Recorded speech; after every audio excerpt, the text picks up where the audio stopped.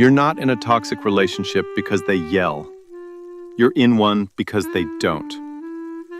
What if I told you the calmest person in the room can sometimes be the most dangerous? Think about this. When someone shouts at you, your brain immediately reacts. It goes into defense mode. You recognize the threat. But when someone hurts you gently, when they lower their voice instead of raising it, when they say, "I'm fine," but clearly aren't, your brain doesn't know what to fight. And that confusion, that's the entry point. Here's something most people don't realize. Psychological studies show that uncertainty creates more stress in the brain than clear conflict. Not knowing where you stand, not knowing what you did wrong, not knowing why they suddenly feel distant, keeps your nervous system on edge. And when your nervous system is constantly searching for answers, you become easier to influence. That's how silent manipulation works. It doesn't attack your confidence directly. It makes you question it. It doesn't control you with fear. It controls you with doubt. And the scariest part? You might be experiencing it right now, without having a name for it. Maybe you've walked away from conversations feeling small, but you couldn't explain why. Maybe you've apologized just to keep the peace, even when you weren't sure you were wrong. Maybe you felt like you're slowly changing who you are, just to avoid tension. That's not random. That's psychological pressure.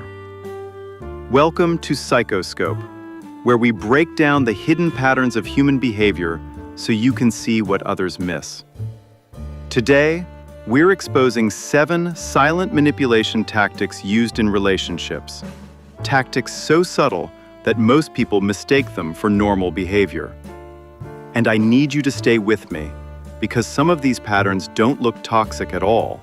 In fact, they can look mature, calm, even loving. But underneath that calm surface, control can quietly grow. Before we go deeper, take a second to like this video and subscribe to PsychoScope. Not just to support the channel, but because knowledge like this protects you. The more you understand psychology, the harder it becomes for anyone to control you. Now here's the question that might make you uncomfortable. What if the reason you feel confused in your relationship isn't because you're overthinking? What if it's because someone benefits from you doubting yourself? Silent manipulation thrives in environments where there are no obvious villains, no dramatic scenes, just subtle shifts. Slight changes in tone, strategic pauses, withheld affection, carefully chosen words that make you second-guess your own reality. And over time, something dangerous happens. You stop asking, "Why are they doing this?" And you start asking, "What's wrong with me?" That shift is where control begins. In this video, we're going to uncover exactly how that shift happens. We'll break down the invisible control tactics that slowly reshape power in a relationship. Not loud abuse, not obvious cruelty, but the quiet strategies that feel small in the moment, yet powerful over time. And by the end of this video, you won't just recognize these tactics. You'll recognize whether they've been used on you. Let's begin. Now, before we jump into the 7 tactics, you need to understand something important. Manipulation today doesn't look like it did 20 years ago. It's not always explosive. It's not dramatic. It's not obvious. The modern manipulator understands something powerful about human psychology. Control works better when it feels voluntary. If someone forces you, you resist. If someone pressures you aggressively, you defend yourself.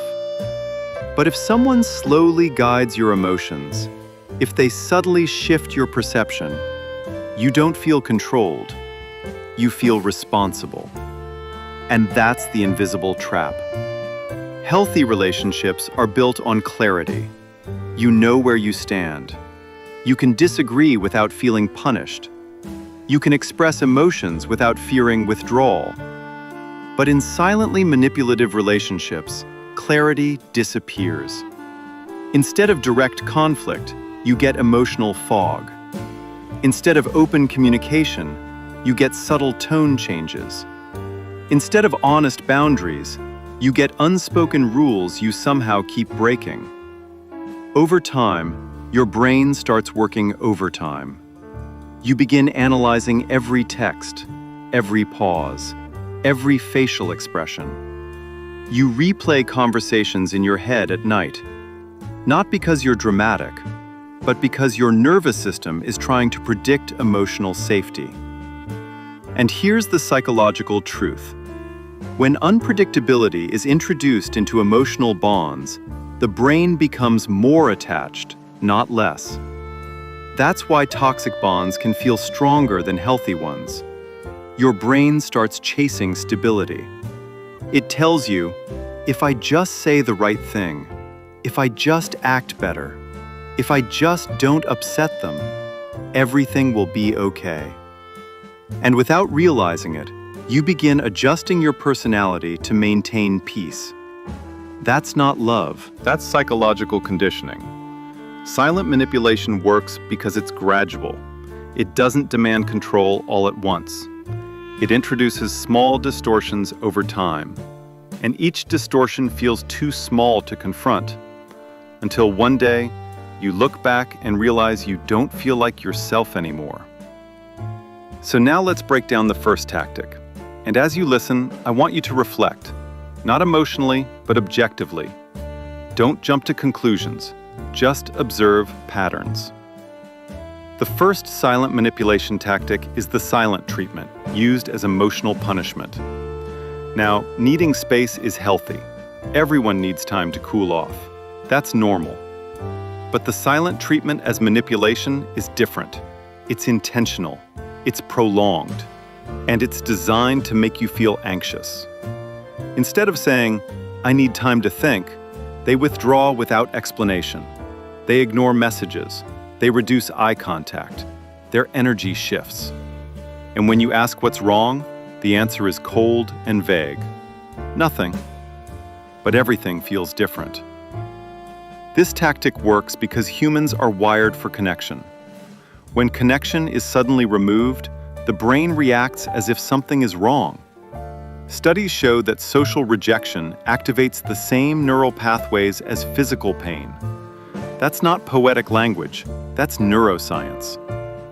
So when someone withdraws affection strategically, your body feels it. Your chest tightens, your thoughts race. You start scanning your memory for mistakes.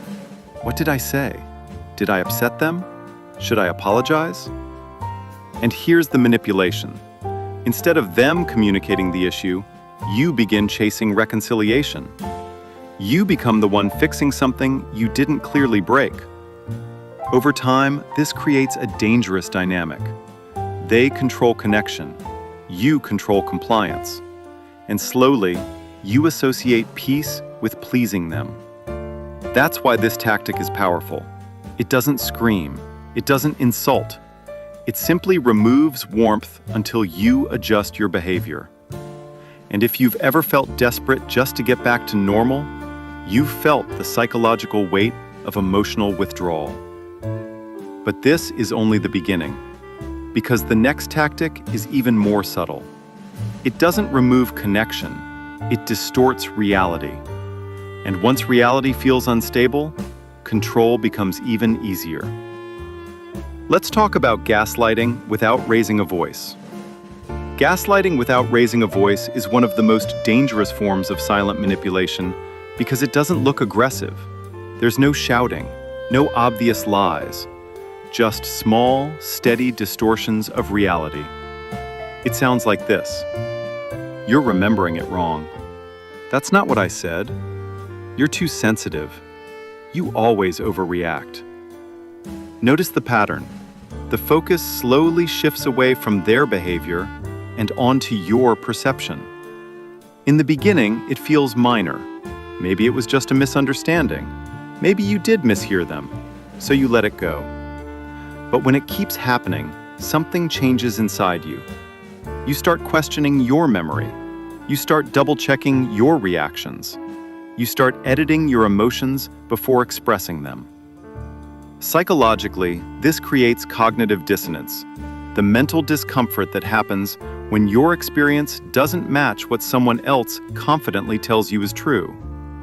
And when that discomfort repeats often enough, the brain chooses the easier path.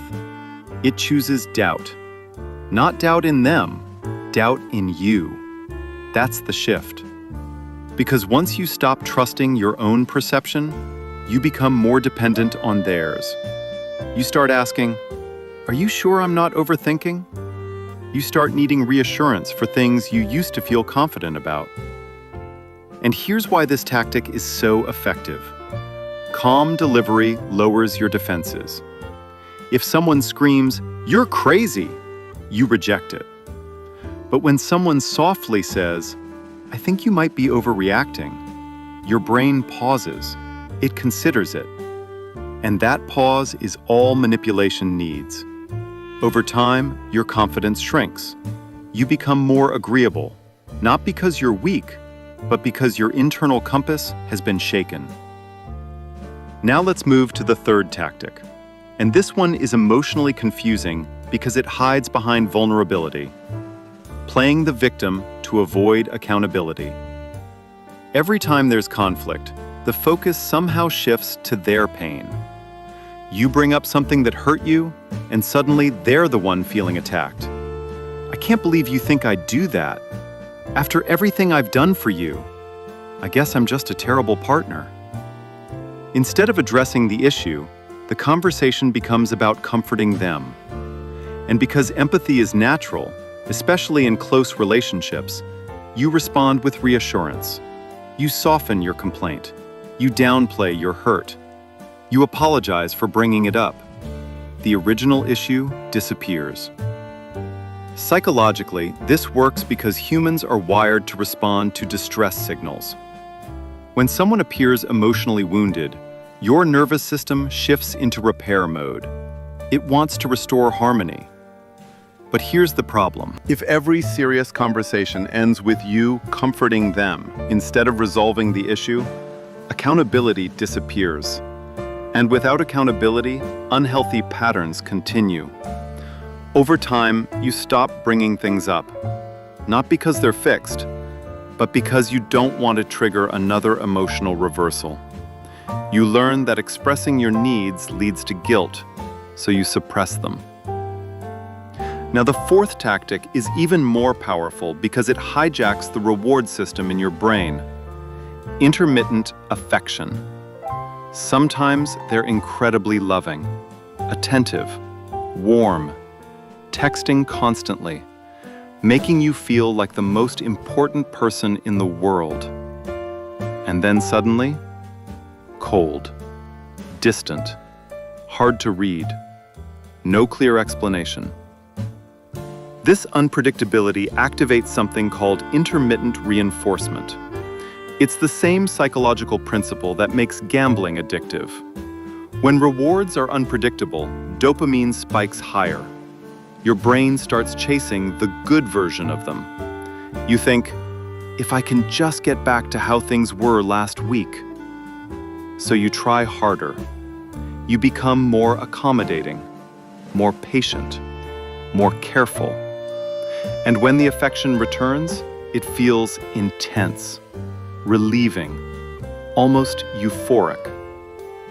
But the cycle repeats, and the unpredictability strengthens the bond, not because the relationship is healthy, but because your brain is seeking stability. That's why people often say toxic relationships feel addictive, because neurologically, they are. Now let's pause for a second.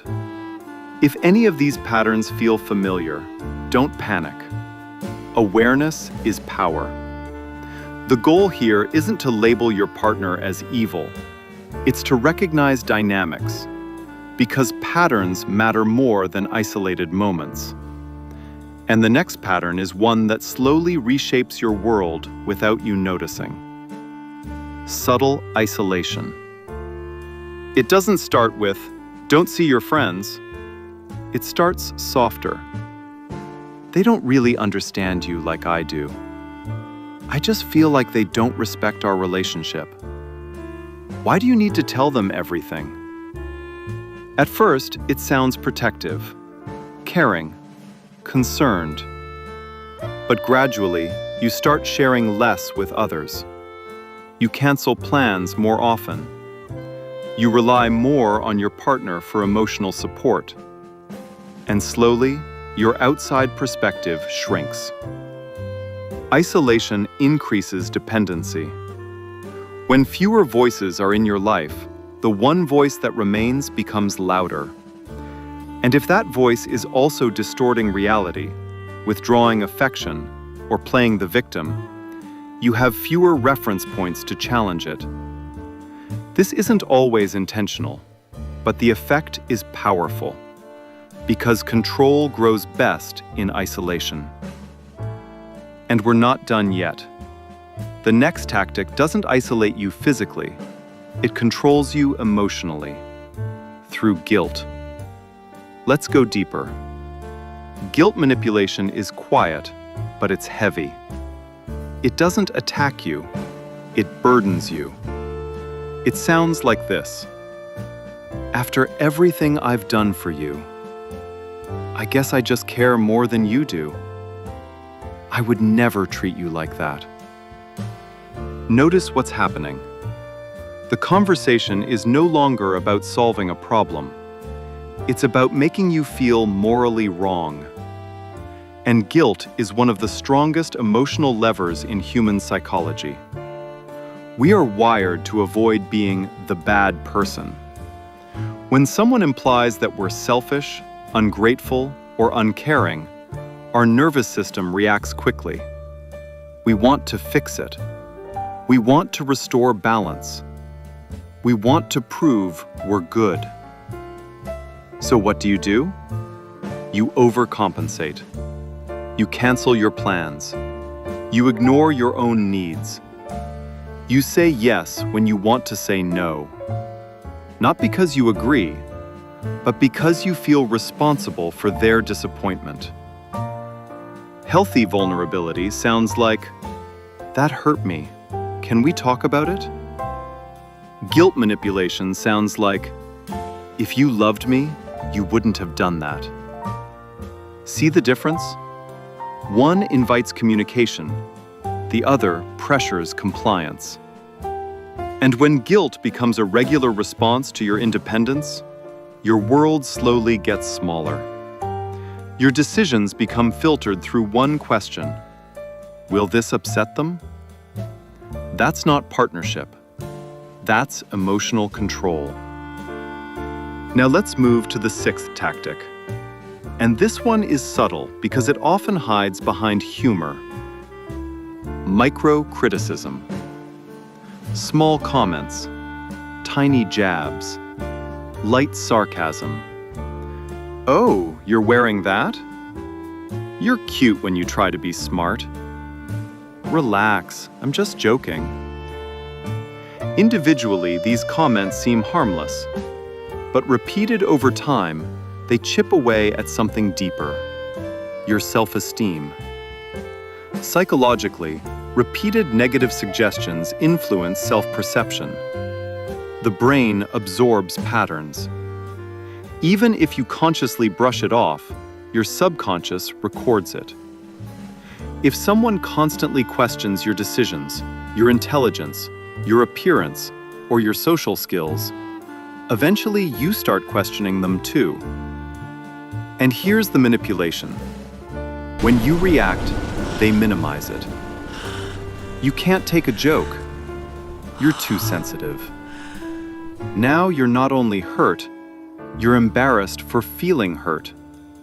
So you stop reacting. And when you stop reacting, the behavior continues unchecked.